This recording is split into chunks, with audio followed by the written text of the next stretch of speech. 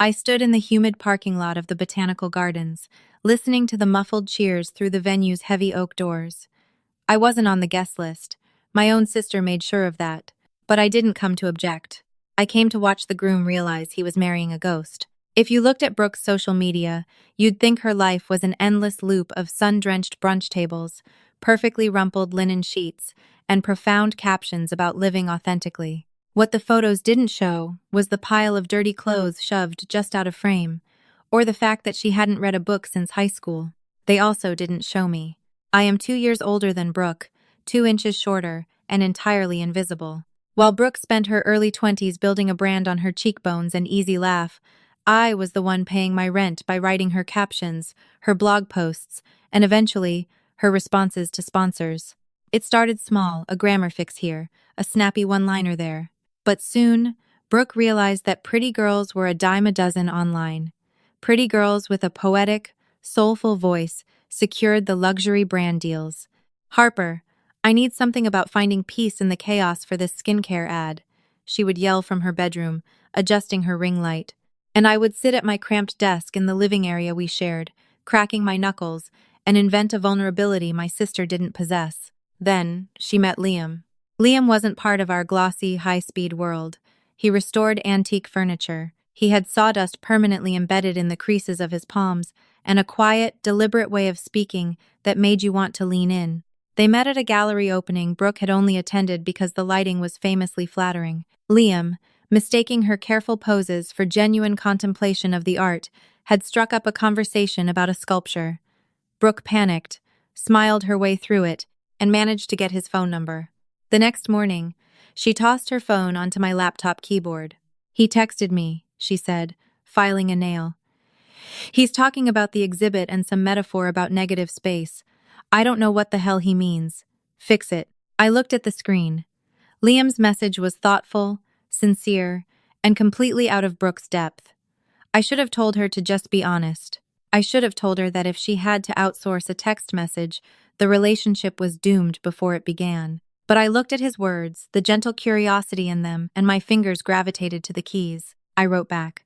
I talked about how negative space in art is like the silence between notes in music. It's what gives the piece its shape. It was a thought I'd had for years, but never had anyone to share it with. Liam replied instantly. He was thrilled. That was the beginning of my 3-year relationship with Liam, or rather, Brooke's 3-year relationship with him, heavily subsidized by my late-night ghostwriting. Whenever they were together in person, Brooke played the role of the enigmatic, quiet observer. She told him she was better with written words, a defense mechanism I crafted for her to explain why she couldn't articulate complex thoughts over dinner. Liam, who found her supposed shyness endearing, leaned heavily into letters, emails, and long text exchanges. I wrote all of them. At first, it was just a job. Brooke paid me a cut of her sponsorships, and keeping her happy kept my rent paid. But slowly, the emails became a lifeline. Liam would write to Brooke about his fears, his childhood, the way the wood smelled when he sanded down a century-old table. And I would write back, pouring my own loneliness, my own quiet observations of the world, into the empty vessel of my sister's name. I fell in love with him in the dark glow of my monitor. I knew his favorite poet. I knew he drank his coffee black but liked a pinch of salt in it. I knew he rubbed the back of his neck when he felt overwhelmed. Brooke knew he looked good in a suit and that his family had money.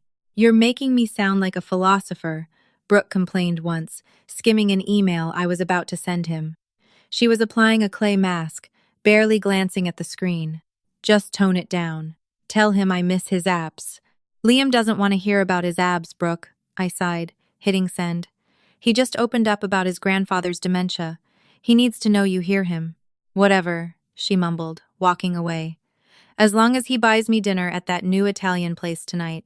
I watched her bedroom door click shut, a sickening knot tightening in my stomach. I was handing over my own heart, piece by piece, to a man who thought I was just the frumpy roommate who always happened to be in the kitchen when he came over. To Liam, I was just Brooke's quiet older sister.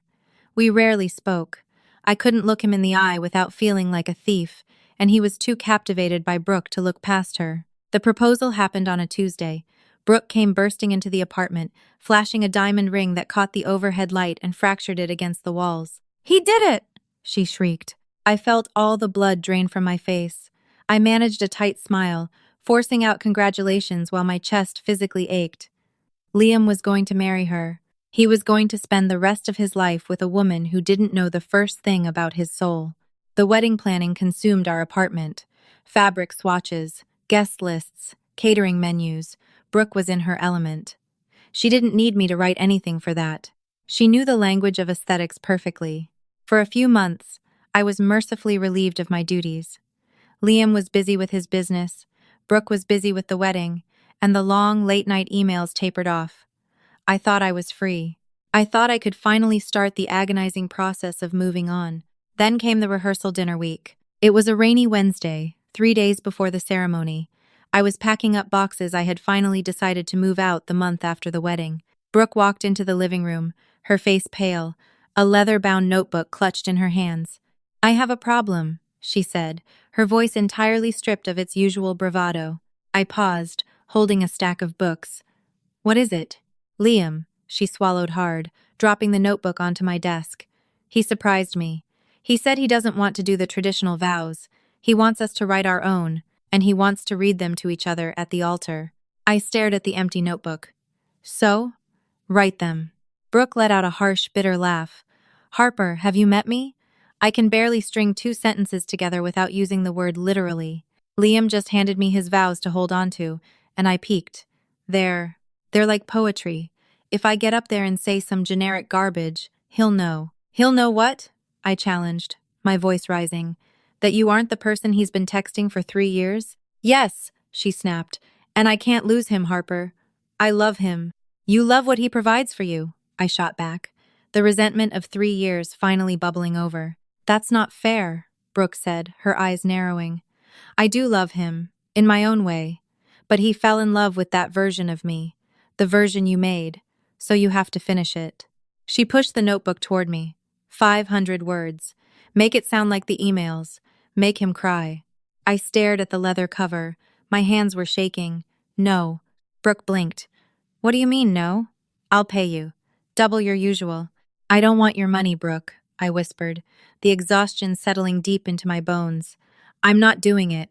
You are going to stand up there in front of his family, and our family, and God, and you are going to pledge your life to him. You need to use your own voice." "I don't have a voice he wants," she screamed, dropping the act. The silence in the apartment rang after her words. She looked terrified, stripped bare. "Harper, please. He's going to realize I'm an idiot. He's going to leave me at the altar. Please, this is the last thing I will ever ask you to write." I looked at her. Really looked at her. For all her beauty, she was empty, terrified of being found out. And then I thought of Liam, standing at the altar, waiting to hear the voice of the woman he loved. "Fine," I said softly. "Leave."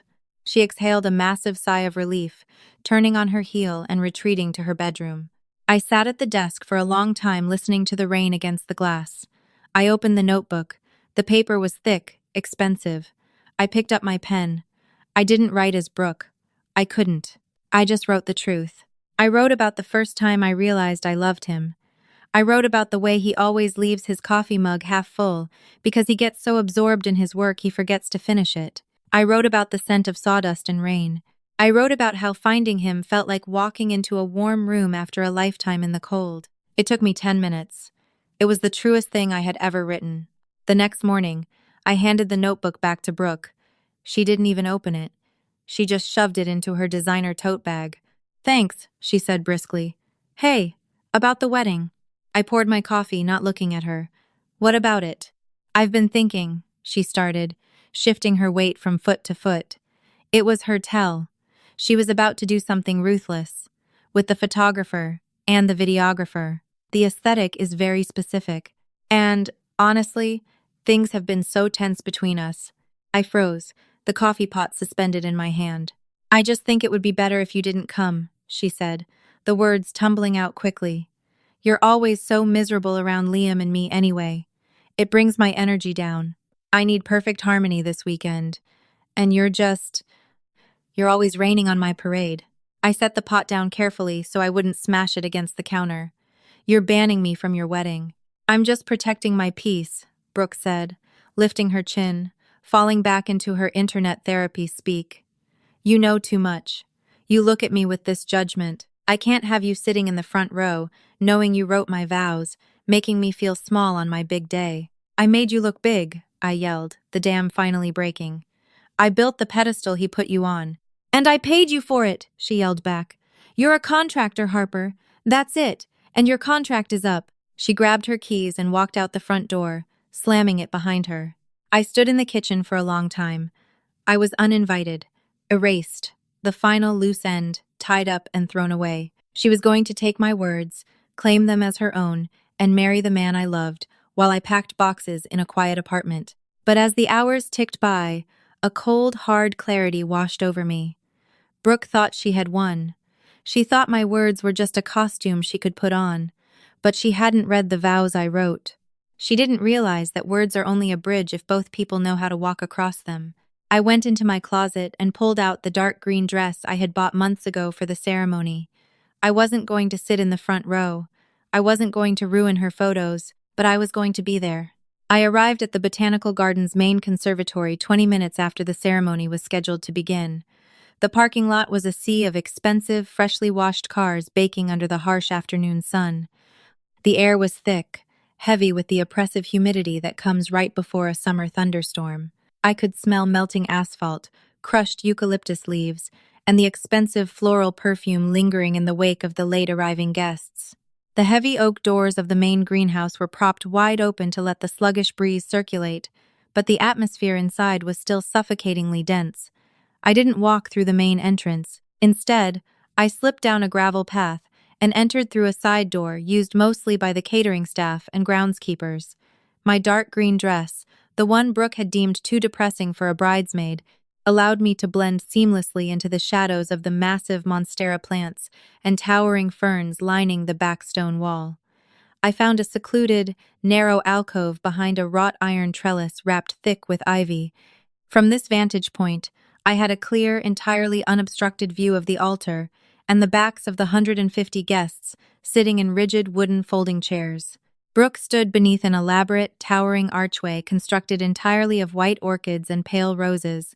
She looked objectively flawless. She was wrapped in layers of heavy ivory silk that caught the diffused sunlight streaming through the frosted glass roof panels. Her posture was perfectly angled, her chin tilted just so, her shoulders pulled back. It was the exact calculated pose she used whenever she knew a high-definition camera was pointed in her direction.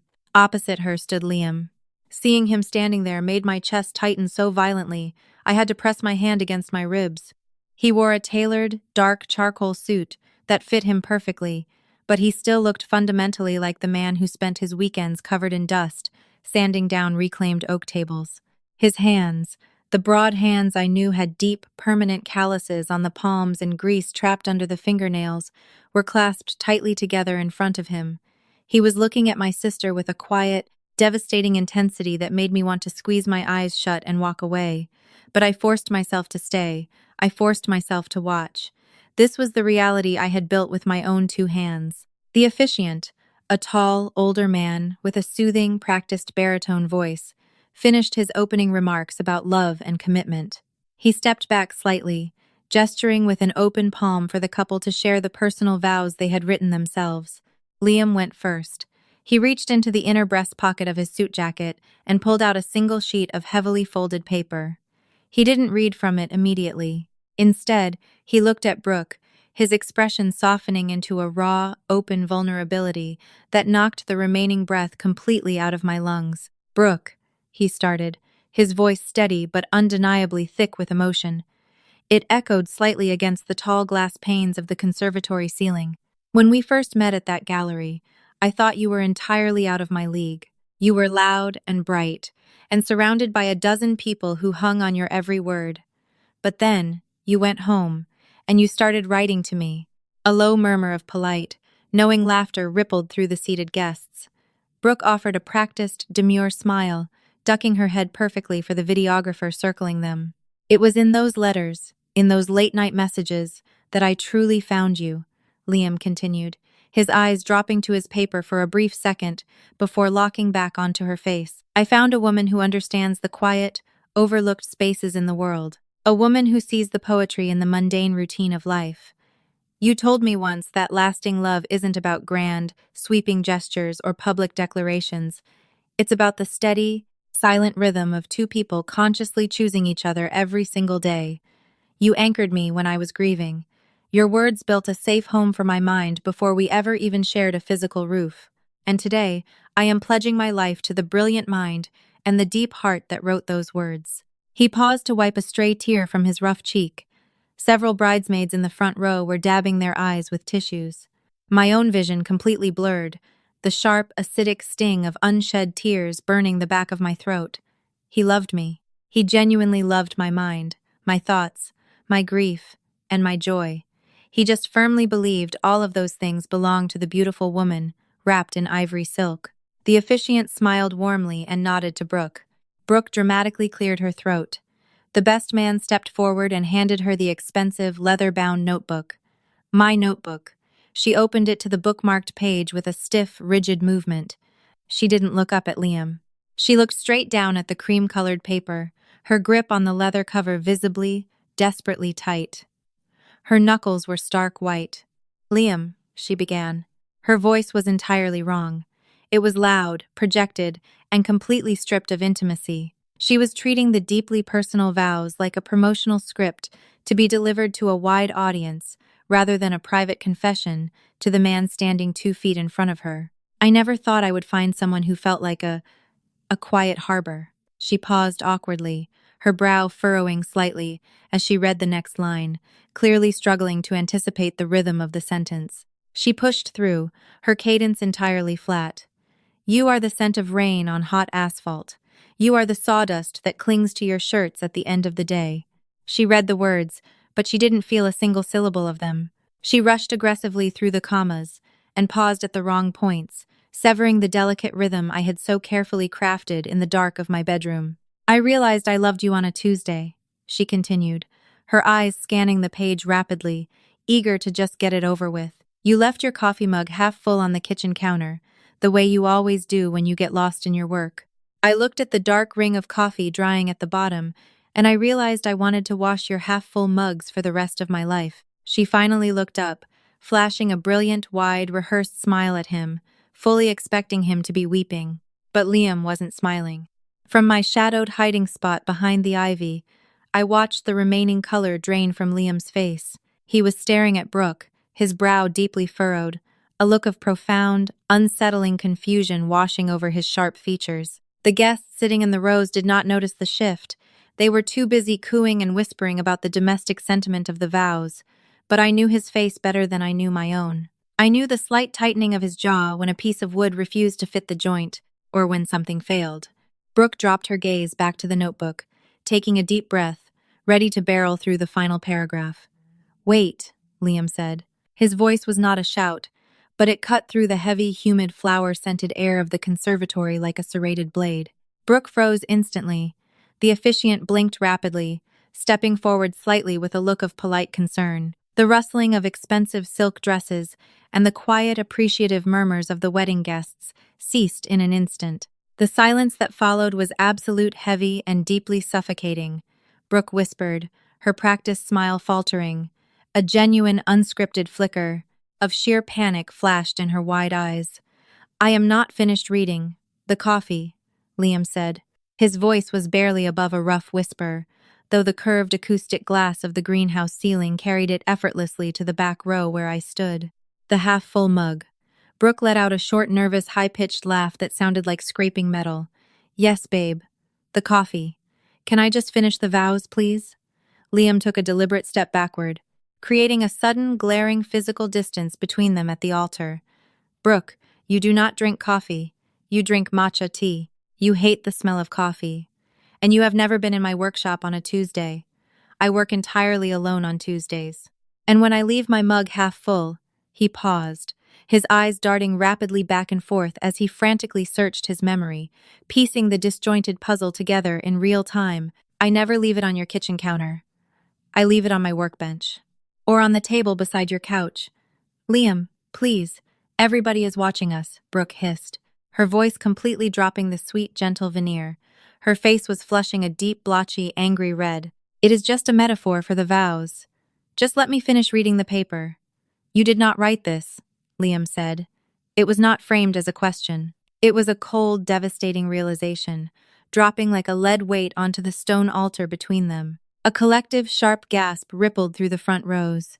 Brooke's mother stood up abruptly from her front row chair, her hands clutching her designer purse to her chest. Liam, stop doing this, Brooke pleaded, tears of pure, unadulterated terror finally pooling in her perfectly lined eyes. Of course I wrote it. I stayed up, all night working on it.